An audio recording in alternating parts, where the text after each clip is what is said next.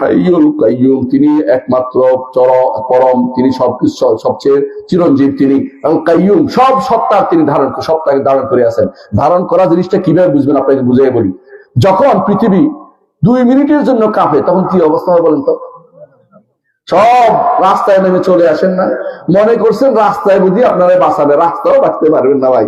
রাস্তার উপরেও বিল্ডিং ভেঙে পড়ে, গাছ ভেঙে পড়ে, বুঝলেন না কথাটা?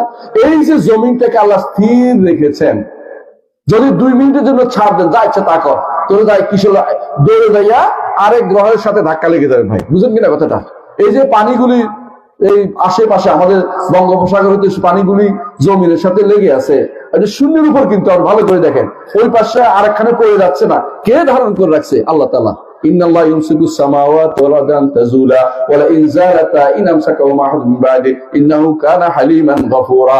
আল্লাহ তাআলা আসমান জমিনকে ধারণ করে যাতে করে এগুলি নষ্ট না হয়ে যায়। সুবহানাল্লাহ। আপনি ক্ষণিকের জন্য রাখতে পারবেন না, এজন্য তিনি কাইয়ুম, তিনি সবকিছু ধারণ করে রেখেছেন। তিনি যদি কোনো ছাড় দেন, তিনি যদি কোনো একটু যদি ছেড়ে দেন, দুনিয়ার কোনো কিছু সামান্যতম টিকে থাকবে না, সব ধ্বংস হয়ে যাবে, একটার সাথে একটা ধাক্কা লেগে যাবে, সবকিছু চূর্ণ বিচূর্ণ হয়ে যাবে। কিন্তু তিনি যথাযথভাবে প্রত্যেকটাকে তার জায়গায় রেখেছেন।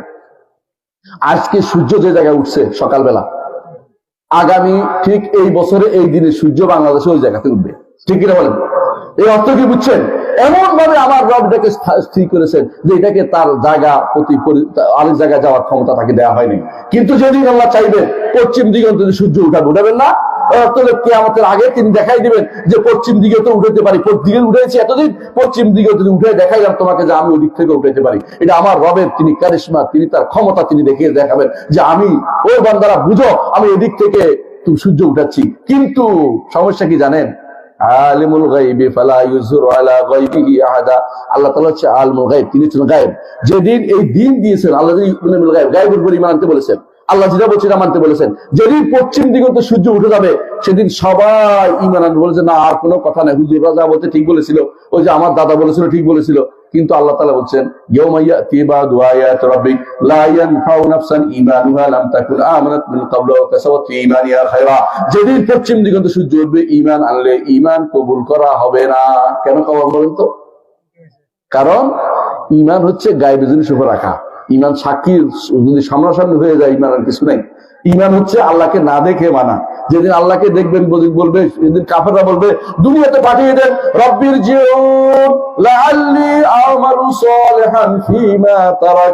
আল্লাহ এবার তো দেখে গেলাম, এবার দুনিয়াতে একবার পাঠান, এবারে গেলে আর কোনোদিন আপনার বিরুদ্ধে যাব না। আল্লাহ তবে কাল্লা, কখনো না, আর পাঠানো হবে না। কারণ ঈমানের জায়গা হচ্ছে না দেখে রাখা। বুঝুন কথাটা?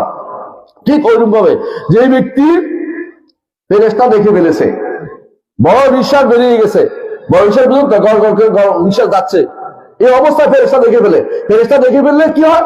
তার আলমু শাহাদা হয়ে গেছে, সামনাসামনি এসে গেছে।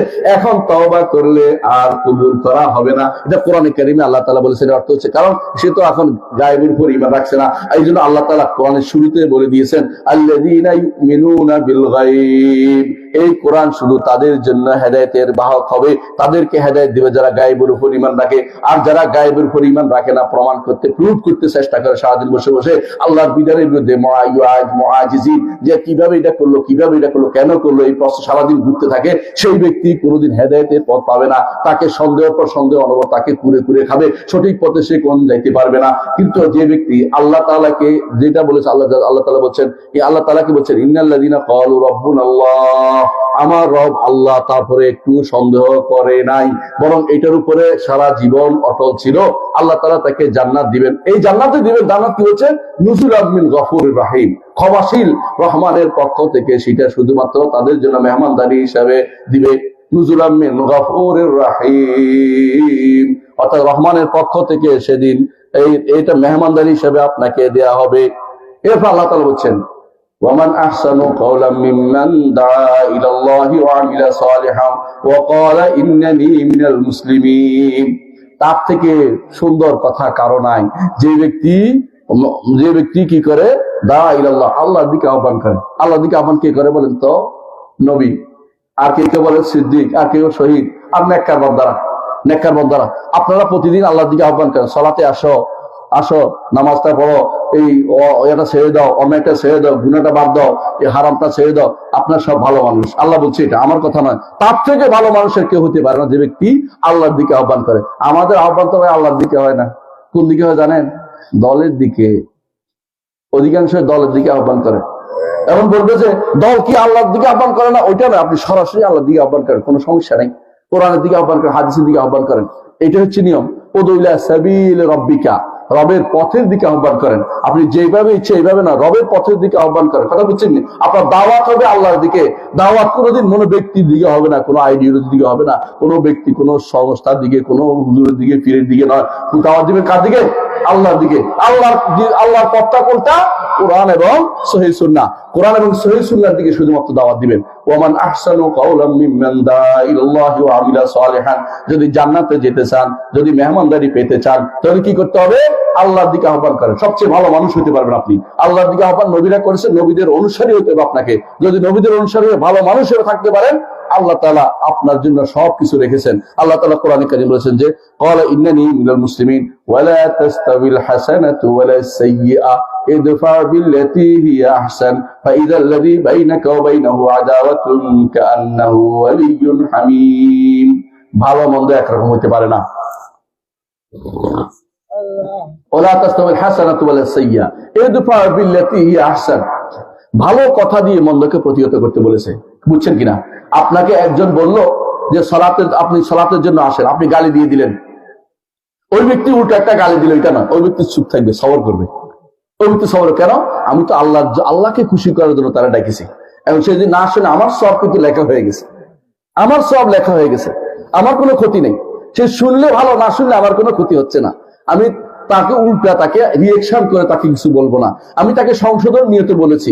সে আমার বিরুদ্ধে যদি লেগেও যায়, আমি এটাকে ধৈর্য করবো, ধৈর্য ধারণ করবো। কারণ আমার নবী মক্কাতে দাওয়াত দিয়েছেন না? নবী মুহাম্মদ সাল্লাল্লাহু আলাইহি ওয়াসাল্লাম থেকে উত্তম হিকমতের ব্যবহার আর কেউ করতে পারবে না। মুহাম্মদ রাসূলুল্লাহ সবচেয়ে হাকিম ব্যক্তি ছিলেন দুনিয়ার বুকে। তিনি এত সুন্দর দাওয়াত দেওয়ার পরেও মানুষ কিন্তু তার শত্রু হয়েছে না? তোর শত্রু হবেই ভাই।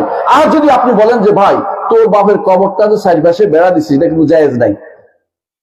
বরং রাসূলুল্লাহ সাল্লাল্লাহু আলাইহি ওয়াসাল্লাম কবরে বেড়া দিতে নিষেধ করেছে, কবরের উপর নাম লিখতে নিষেধ করেছে, এবং কবরের উপরে সৌধ নির্মাণ করতে নিষেধ করেছে। সে বলবো যে আমার দাদা উনি তো দেখছি করছে, অমুক হুজুরেতে আছে, অমুক খানে তো আছে, মানে আপনাকে আর শুনতে দিবে না কোনো ক্রমে। সে মনে করবে যে এই বেটার কোত্থেকে নিয়ে আসলো। আরে বাবা, এটা হাদিস বলছি, তোরা শোন, কোরআন হাদিস বদ দিবে না, এই হাদিস করে বদলাবে না, এটা লেখে তো হাদিস, আমরা কোনো বদলাচ্ছি না। এই হাদিসগুলি সহিহ মুসলিমে আসছে, তাকে যতই বোঝান সে শুনবে না। কেন শুনে না বলেন তো? কারণ তার অন্তরের ভিতরে হেদায়েত ঢুকছে না, তার অন্তরে হেদায়েত ঢুকছে না। আপনি হেদায়েত ঢুকানোর জন্য আপনি তাকে দাওয়াত দিয়ে যান, একদিন, দুদিন, 3 দিন। আমার নবী 13 বছর মক্কাতে দাওয়াত দিয়েছেন। কয়জন ঈমান আনছে জানেন? 313 জন। 13 বছরে 313 জন। আপনি কয়জনের দাওয়াত দিয়ে এত তাড়াতাড়ি ফল পেতে চান কেন? দাওয়াত দিতেই থাকুন, দিতেই থাকুন। আল্লাহ তাআলা যেদিন তিনি মানুষের জন্য হেদায়েতের দ্বার উন্মুক্ত করে দিবেন, সেদিন আর কেউ বাধা দিতে পারবে না। যখন মুহাম্মদ রাসূলুল্লাহ মক্কা বিজয় করলেন, তখন কি করলো? ওয়ারাইতান নাসা ইয়াদখুলুনা ফি দীনিল্লাহি আফওয়াজা। অনবরত আসতে আরম্ভ করেছে দ্বীনের দিকে। আপনি দাওয়াতের দিকে, আল্লাহর দিকে দাওয়াতের জন্য বসে থাকেন, সবসময় আল্লাহর দিকে দাওয়াত দেন। এমন একটা সময় আসবে প্রত্যেকে সহিহ আকীদা ও মানহাজে আসবে, দ্বীন বুঝবে, আল্লাহর দ্বীন বুঝবে, শরিয়া বুঝবে, কোরআন মানবে, হাদিস মানবে। এখন যেভাবে তারা পড়ালেখার দিক থেকে শুরু করে, তাদের শিক্ষিত হওয়ার দিক থেকে শুরু করে কোরআন হাদিসের কোনো মূল্যায়ন করার সেই অবস্থা তৈরি হবে না। আবার আগের অবস্থায় ফিরে আসবে, যেভাবে সাহাবায়ে কেরাম কোন ইলম দিয়ে বড় ছিলেন বলেন তো? কোরআনের ইলম দিয়ে। সাহাবায়ে কেরাম হাদিসের ইলম দিয়ে বড় ছিলেন। আর আবার এখনকার ইলম বড় হচ্ছে ওই ব্যক্তি যে ব্যক্তি হোমরা সোমরা মার্কা, এবং ওই ব্যক্তিকে নিয়োগ দেওয়া হবে যে ব্যক্তি সবচেয়ে বেশি খারাপ কাজ করতে পারে, তার বিভিন্ন জায়গায় নিয়োগ দেওয়া হচ্ছে। অথচ দরকার ছিল সাহাবায়ে কেরামের নীতিতে আসা, সাহাবায়ে কেরামের মধ্যে যারা বেশি আলেম, আল্লাহ রাসূল সাল্লাল্লাহু আলাইহি ওয়াসাল্লাম তাদেরকে বড় বড় দায়িত্ব দিতেন। কিন্তু উল্টাপাল্টা হয়ে গেছে কেন? কারণ আবার দাওয়াতের ক্ষেত্রে আমরা ফিরে আসতে, মানুষের মধ্যে দাওয়াত দিতে হবে যে আল্লাহর দ্বীনের দিকে ফিরে আসো। আপনার সন্তানটাকে মাদ্রাসায় পড়ান। অনেকে আছে বলে একটাকে তো মাদ্রাসায় পড়াইছি, আরেকটাকে জাহান্নামে যাওয়ার জন্য তৈরি করবেন কেন? সবগুলিকে, একটাও বাদ নাই। আপনার সন্তান সবগুলি আপনার আমানত, সবগুলিকে আল্লাহর দ্বীন শিক্ষা দিবেন। আগে সবার আগে আল্লাহর দ্বীন শিক্ষা দিবেন। তাদেরকে যে কোনো মূল্যে অষ্টম শ্রেণী পর্যন্ত দিন পড়া বাধ্যতামূলক করে নেন, যে এরপরে তুমি যেখানে যাও, তুমি ইঞ্জিনিয়ার হও, ডাক্তার হও, আমার আপত্তি নাই, কিন্তু আগে দিন শিখে নাও, যেটার মাধ্যমে তুমি আল্লাহর ইবাদত করতে পারবে। আল্লাহর ইবাদত ক্ষেত্রে তোমার বাধা হবে, দুনিয়াতে তুমি আর কোনো কিছু অবশিষ্ট তোমার নেই।